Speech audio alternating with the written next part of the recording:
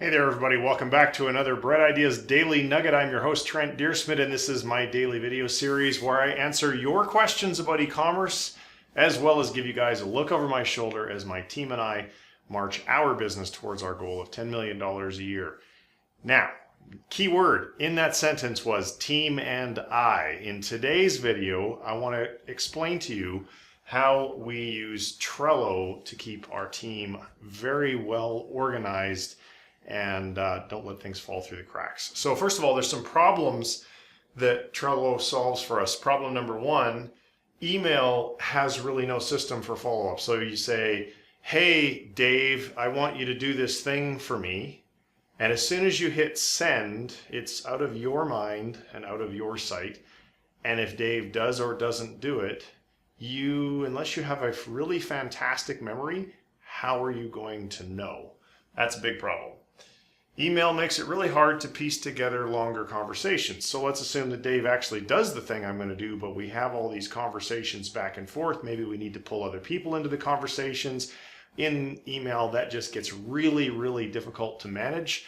And then email makes assigning tasks with due dates essentially impossible. I mean, maybe there's some way to do it, but no way that I've ever discovered that is nearly as easy as it is to do on Trello.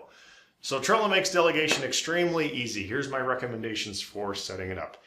Every user that is in your organization gets their own board, and then on every person's board you have 4 lists. You can have more than 4, but at minimum you have these 4. A one-day list, an upcoming, a this week, and a today. And then you're going to organize your cards, and a card is basically, if you've never used Trello, it's very visual. A card is like a task. So everything you're working on today is going to be on your today list. Things that you are committed to finishing this week are going to be on your this week list. The things that you're going to work on next week are going to be in the following week, and the week after are going to be in the upcoming list. And those things that you'd really like to get to one day, if you could ever get through all of your top priority tasks, you'll put those on your one-day list. Best practices rule number 2, when you are creating a new card on any of these boards, always assign a member, even if it's just yourself, and always assign a due date. And that way Trello will make sure that you never ever let that card slip through the cracks. Now, if you'd like to sign up for Trello, you can just go do it at Trello.com, or if you want to use our affiliate link, it's Brightideas.co/Trello. I'm pretty sure that's what it is.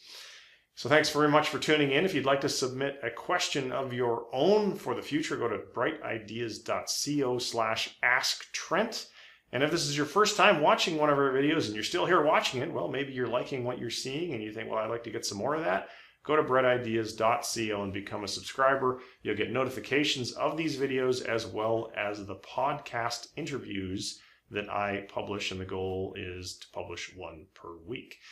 And finally, if you're already a member of our tribe and in one of our Facebook communities, we have several, and you're watching this video there, I would really love it if you would do me a solid and give it a like and a share and a comment. Thank you very much for tuning in.